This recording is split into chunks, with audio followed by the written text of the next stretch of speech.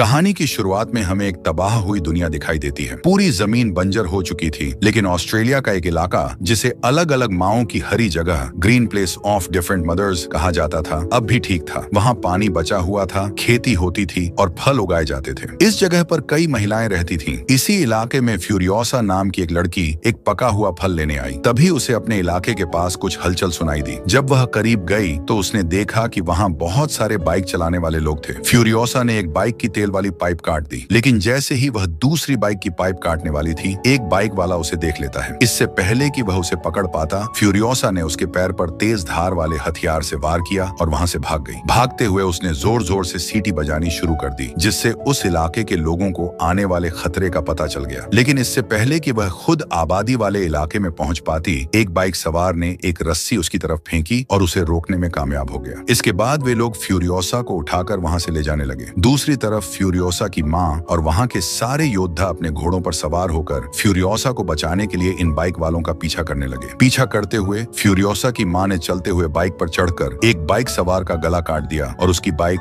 अपने कब्जे में ले ली। इससे पहले कि वे उसी बाइक से फ्यूरियोसा को बचाने के लिए निकलते, इलाके के लोगों ने उन्हें कुछ बीज दिए और यह याद दिलाया कि चाहे कुछ भी हो जाए, दूसरे लोगों को हरी जगह ग्रीन प्लेस का पता नहीं चलना चाहिए। साथ ही जो लोग ग्रीन प्लेस को देख चुके हैं, उनमें से कोई भी जिंदा नहीं बचना चाहिए। ये सुनते ही वह तेजी से आगे बढ़ जाती है और गन से हमला करते हुए एक बाइकर को मार देती है। आगे के दो बाइकर्स रुककर यह देखने की कोशिश करते हैं कि आखिर क्या हुआ और वह बाइकर क्यों गिर गया। तभी उन्हें दूर से फ्यूरियोसा की माँ आते हुए दिखती है। डरकर उन्होंने अपनी बाइक्स मोड़ ली। इस बीच फ्यूरियोसा ने जिस बाइक पर उसे बांधा गया था, उसकी तेल पाइप काट दी थी। फ्यूरियोसा की माँ उस मरे हुए बाइकर की बाइक के स्पेयर पार्ट्स से अपनी बाइक को ठीक करती है और उसकी बाइक का बचा हुआ तेल अपनी बाइक में डालकर फिर से उन बाइकर्स का पीछा करने लगती है। चलते चलते अब रात भी हो चुकी थी और बाइकर्स की उस बाइक का ईंधन खत्म हो गया जिस पर फ्यूरियोसा बंधी हुई थी, क्योंकि उसने पहले ही पाइप काट दी थी। ईंधन खत्म होने पर दोनों बाइकर्स आपस में झगड़ने लगे। इसी मौके का फायदा उठाकर फ्यूरियोसा ने अपने हाथ छुड़ा लिए और वहां से भागने लगी, लेकिन वह अपने घर पहुंचने में कामयाब नहीं हो पाई, क्योंकि बाइकर्स ने उसे दोबारा पकड़ लिया। जिसके बाद वे लोग दोबारा अपने इलाके की तरफ बढ़ने लगते हैं। सुबह होते ही हम देखते हैं कि फ्यूरियोसा की माँ बाइकर्स के कैंप तक पहुंच चुकी है। वहां उसे ग्रीन प्लेस में घुसे हुए बाइकर्स और फ्यूरियोसा दिखाई देते हैं। फ्यूरियोसा की माँ एक बाइकर को गोली मारकर खत्म कर देती है, लेकिन दूसरा बाइकर फ्यूरियोसा को सही सलामत लेकर अपने एक ठिकाने तक पहुंच जाता है। वहां पहुंचकर वह लोगों को यह खुशखबरी देता है कि उसे ग्रीन प्लेस का पता चल गया है, जहां बहुत सारे संसाधन और महिलाएं मौजूद हैं। ये सुनते ही फ्यूरियोसा समझ जाती है कि अब उसके इलाके और वहां के लोगों पर बड़ा खतरा आने वाला है। वह जानती है कि यह बाइकर ग्रीन प्लेस की लोकेशन अपने लोगों को जरूर बता देगा। इसीलिए फ्यूरियोसा समझदारी से काम लेती है और उस आदमी के गले में रस्सी का फंदा डालकर सबके सामने उसे बाइक से गिराकर मार देती है। आखिरकार उसने और उसकी माँ ने उन सभी बाइकर्स को खत्म कर दिया था जिन्हें ग्रीन प्लेस की लोकेशन का पता था। अब बाइकर्स फ्यूरियोसा को अपने लीडर के पास लेकर जाते हैं, क्योंकि वही लीडर उन्हें ग्रीन प्लेस तक ले जाने का तरीका ढूंढ सकता है। बाइकर्स का लीडर बहुत चालाक था। उसने फ्यूरियोसा से अच्छा व्यवहार किया और अपने लोगों से भी कहा कि उसका अच्छे से ख्याल रखें, ताकि वह उसे झांसा देकर ग्रीन प्लेस की जानकारी हासिल कर सके। रात होने पर फ्यूरियोसा की माँ भी उसी कैंप में पहुंच जाती है। उसने एक मरे हुए बाइकर के कपड़े पहनकर खुद को बिल्कुल उनकी तरह बना लिया था। वह असल में फ्यूरियोसा को ढूंढने के लिए यहाँ आई थी। फ्यूरियोसा की माँ हर कैंप में जाकर उसे खोजती है और जहाँ भी उसे फ्यूरियोसा नहीं मिलती, वहाँ के सभी लोगों को गोली मारकर खत्म कर देती है। आखिरकार फ्यूरियोसा की माँ उस कैंप तक पहुंच जाती है जहाँ फ्यूरियोसा को रखा गया था। उसने फ्यूरियोसा को आजाद कर लिया। वहाँ एक आखिरी लड़की को मारने से पहले वह लड़की कहती है,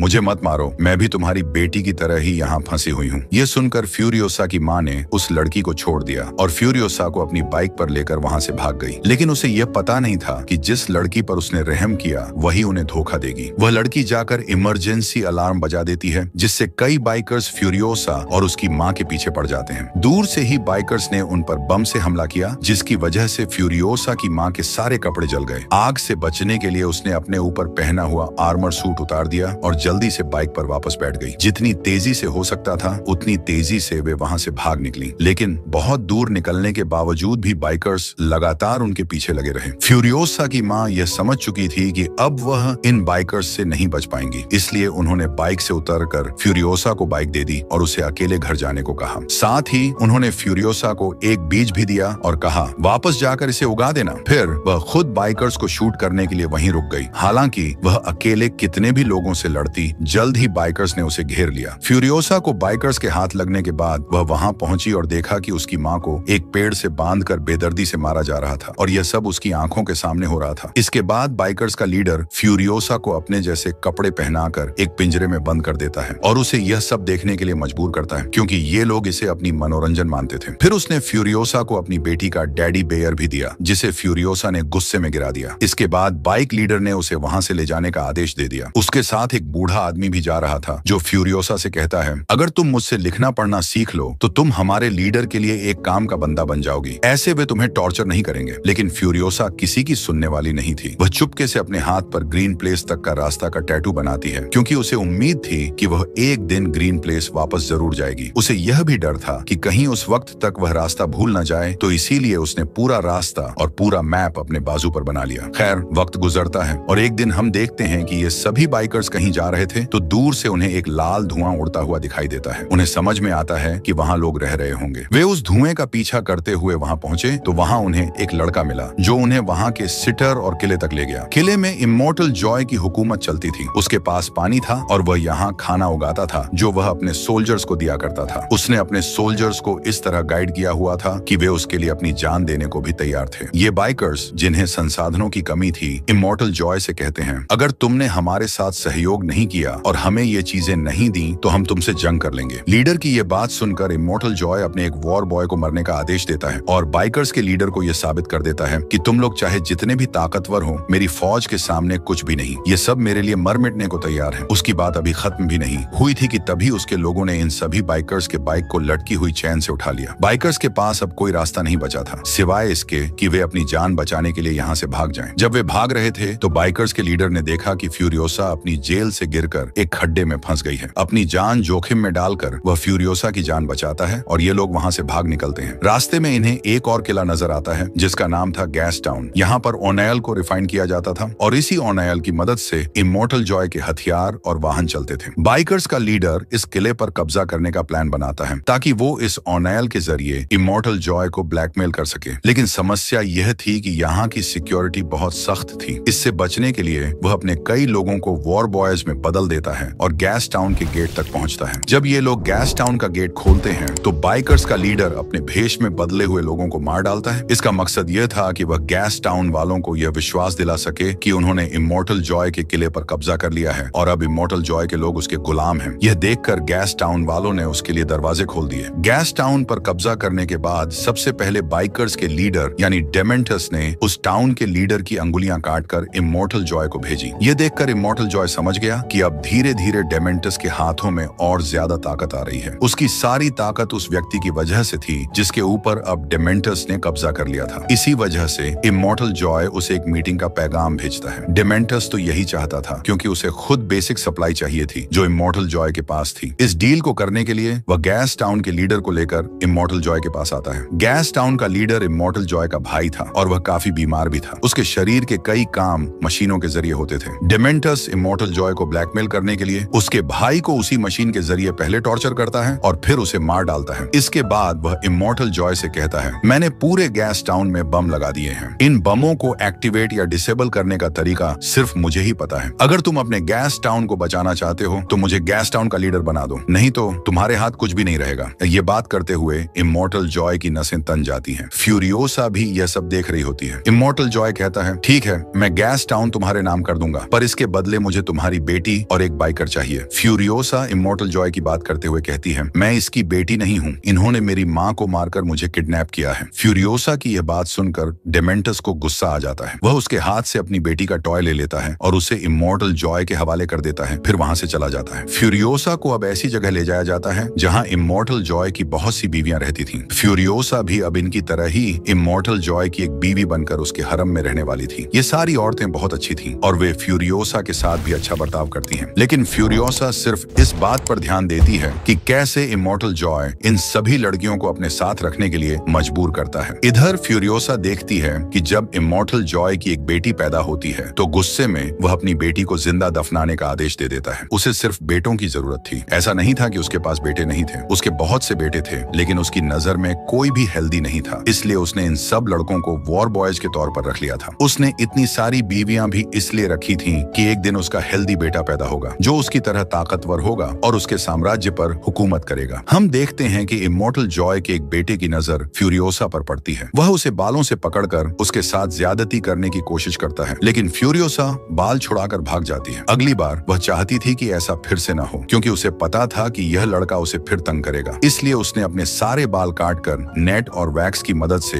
एक विग बना ली। इस दौरान फ्यूरियोसा के पास उसकी माँ का दिया हुआ पीच सीट भी था, जिसे उसने आज तक संभाल कर रखा था। कुछ समय बाद जब वह लड़का फिर फ्यूरियोसा को तंग करने के लिए आया और उसके बाल पकड़े, तो फ्यूरियोसा अपनी विग को उसके हाथों में छोड़कर वहां से भाग गई। वह लड़का भी उसे ढूंढने के लिए उसके पीछे भागता है, लेकिन बीच में उसे अपना भाई मिल जाता है। वह उससे पूछता है, तुम यहाँ क्या कर रहे हो? लेकिन उसके पास कोई जवाब नहीं था। उसने फ्यूरियोसा का विग भी फेंक दिया था, क्योंकि उसे डर था कि कहीं उसके पिता उसे देखकर सजा न दे दें। खैर, वह बहुत कोशिश करता है कि फ्यूरियोसा को ढूंढ सके, लेकिन फ्यूरियोसा मिलती नहीं है, क्योंकि अब वह खुद को एक लड़के की तरह बना चुकी थी। ऐसे उसने अपनी इज्जत भी बचा ली और उसे शहर के अंदर काम भी मिल गया। उछलने कूदने में वह बहुत तेज थी, इसलिए उसे काम दिया गया था इमॉर्टल जॉय की बड़ी बड़ी मशीनों के अंदर चेन लगाने का। समय बीतता है और हम देखते हैं कि 15 साल बाद अब फ्यूरियोसा बड़ी हो चुकी है। कोई भी उसे पहचान नहीं पाता कि वह वही लड़की है। वह भी इसलिए क्योंकि आज तक फ्यूरियोसा ने लड़का बनने का नाटक किया और साथ ही इमॉर्टल जॉय के वो सारे काम पूरे किए, जिससे उसे यकीन हो गया कि फ्यूरियोसा भी उसके लिए वफादार है। इस बार इमॉर्टल जॉय उन्हें एक बड़ी सी ड्रिल बनाने का काम देता है, जो किसी भी चीज को आसानी से तबाह कर सकती थी। ये लोग ऐसी ही एक मशीन बनाने में कामयाब हो भी जाते हैं। जैसे ही वे इसे पहली टेस्ट ड्राइव के लिए बाहर लेकर जाते हैं, तो इसके ऊपर डिमेंट के लोग हमला कर देते हैं। डिमेंट के लोग पैराशूट्स के जरिए इस मशीन पर और वॉर बॉयज के ऊपर बम से हमला करते हैं। जैक, जो कि इस ट्रक को चला रहा था, वह ट्रक को नहीं रोकता बल्कि चलाता रहता है। डिमेंट के लोग इस ट्रक पर हमला कर देते हैं, जिसके कारण ट्रक में एक बड़ा नुकसान हो जाता है। इस समय फ्यूरियोसा बहादुरी दिखाती है और चलते हुए ट्रक के नीचे जाकर उस नुकसान को ठीक करने की कोशिश करती है, ताकि जैक इस ट्रक को जल्दी से वहां से ले जा सके। लेकिन उसकी कोशिश को नाकाम करने के लिए डिमेंट का एक आदमी भी ट्रक के नीचे आ जाता है और वह ट्रक के नीचे बम लगा रहा था। फिर फ्यूरियोसा ना सिर्फ उससे लड़ती है, बल्कि उसे मारकर गिराते हुए उसका बम भी ट्रक से हटा देती है। इसके बाद वह ट्रक का नुकसान ठीक करते हुए ट्रक के अंदर चली जाती है। ट्रक के बाहर डिमेंट के लोग अभी भी वॉर बॉयज को मार रहे थे और जब वॉर बॉय डिमेंट के छोटे से ट्रक पर हमला करता है, तो वह ट्रक एक्सीडेंट करके दूसरे ट्रक से टकरा जाता है, जिसकी वजह से फ्यूरियोसा को झटका लगता है और उसके सिर पर लगी हेलमेट गिर जाती है। उसके उड़ते हुए बाल देखकर जैक के सामने यह राज खुल जाता है कि वह एक लड़की है। लेकिन ये लोग अभी अपनी जंग पर ध्यान देते हैं और फिर फ्यूरियोसा बाइकर्स पर हमला करके उन्हें मारने में कामयाब हो जाती है। अपने दुश्मनों को खत्म करने के बाद उसने जैक को गन पॉइंट पर ले लिया, क्योंकि वह जानती थी कि जैक अब उसके लिए समस्या खड़ी कर सकता है। लेकिन जैक उसे कहता है, तुम एक अच्छी वॉरियर हो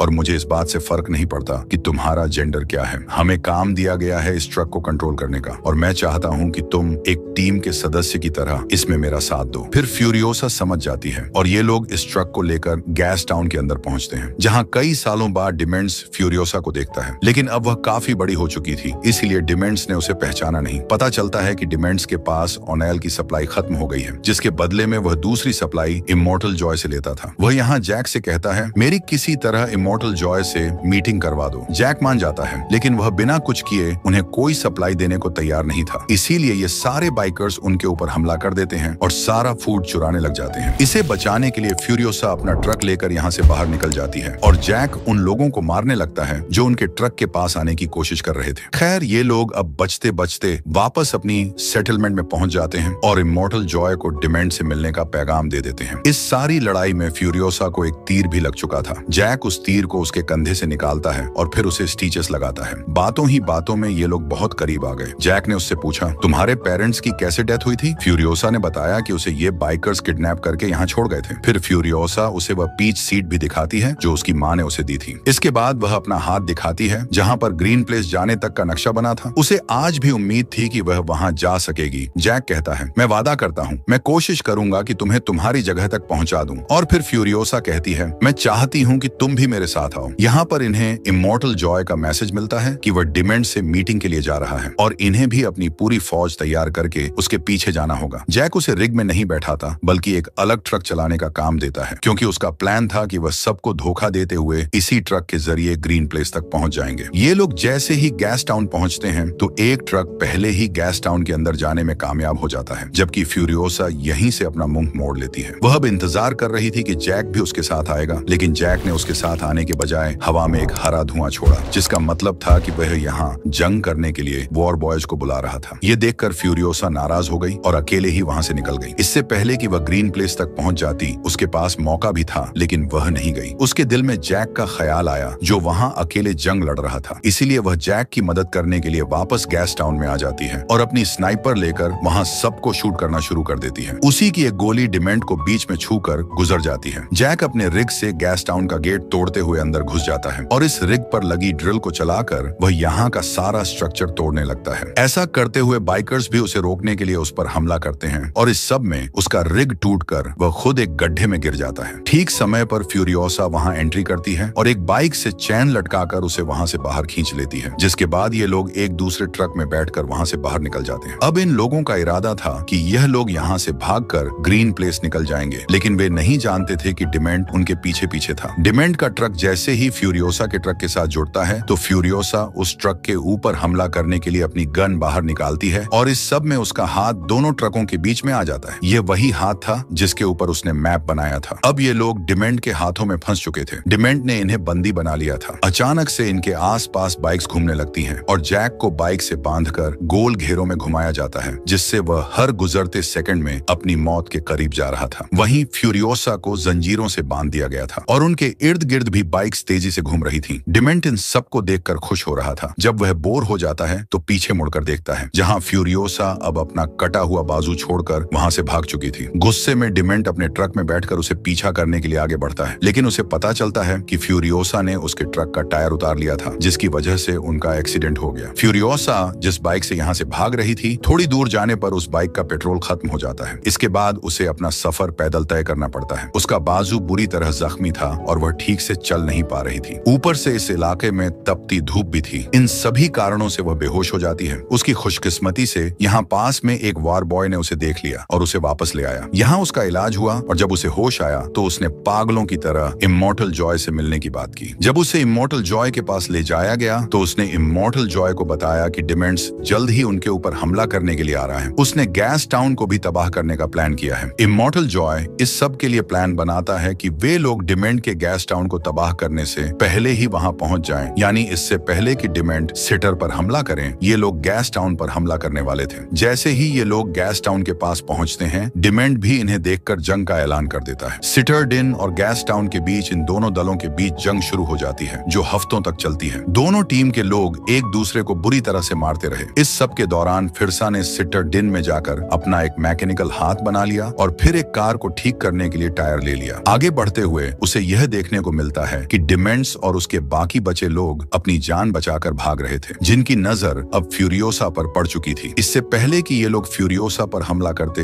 फ्यूरियोसा तेजी से कार चलाते हुए आती है और अपनी गाड़ी से इन सबको टक्कर मारते हुए आगे बढ़ जाती है। उसने सबको मार दिया, लेकिन डिमेंट कहीं नजर नहीं आया। उसने दूर देखा तो एक बाइकर वहां से भाग रहा था। यह कोई और नहीं बल्कि डिमेंट ही था, लेकिन डिमेंट की मौत अब करीब थी, क्योंकि उसकी बाइक भी खराब हो चुकी थी और अब फ्यूरियोसा भी उसके पास आ चुकी थी। फ्यूरियोसा उसे एक बार में मार सकती थी, लेकिन उसने इतना आसान नहीं किया। वह डिमेंट को यह याद दिलाना चाहती थी कि वह कौन है और वह डिमेंट के पीछे क्यों पड़ी है। उसने उसे इतने टॉर्चर किया कि वह बेहोश हो गया। जब उसे होश आया तो फ्यूरियोसा ने उसे बताया, मैं वही लड़की हूँ जिसे तुम 15 साल पहले किडनैप कर लाए थे और जिसकी आंखों के सामने तुमने उसकी माँ को मार डाला था। डिमेंट को अब भी फ्यूरियोसा की पहचान ठीक से नहीं हो रही थी, तो फ्यूरियोसा ने उसके साथ चेन से बंदी बनाकर उसका टेडी बियर काट लिया। अब डिमेंट पहचान जाता है कि फ्यूरियोसा कौन है। वह माफी मांगता है और कहता है, अगर तुम मुझे माफ कर दो तो हम दोनों मिलकर यहाँ पूरी जगह पर हुकूमत कर सकते हैं। तुम बहुत बहादुर हो। उसकी यह बातें सुनकर फ्यूरियोसा फिर से उसका टेडी बियर जमीन पर गिरा देती है और फिर वह उसके सिर पर गन पॉइंट कर देती है। तब लोगों को लगता है कि फ्यूरियोसा ने उसे मार दिया, लेकिन ऐसा नहीं था। असल में फ्यूरियोसा ने उसे जिंदा दफन कर दिया और उसके ऊपर अपना पीच ट्री लगा दिया, जिसका बीज उसे उसकी माँ ने दिया था। जमीन ने डिमेंट के न्यूट्रिएंट्स शक्ति से एक बहुत बड़ा पेड़ उगाया और उस पर एक पीच भी उगाया, जिसे डिमेंट अपनी आंखों से देख रहा था। ये बस उसका आखिरी वक्त था। इसके बाद शायद वह मर जाता। सीन कट होकर दूसरी ओर हम फिरसा को देखते हैं, जो अपनी कैद से इमॉर्टल जॉय की सभी बीवियों को बचाने में कामयाब हो जाती है। वह उन्हें रेस्क्यू करके ग्रीन प्लेस लेकर जाती है और इसे दिखाते हुए यह कहानी खत्म हो जाती है।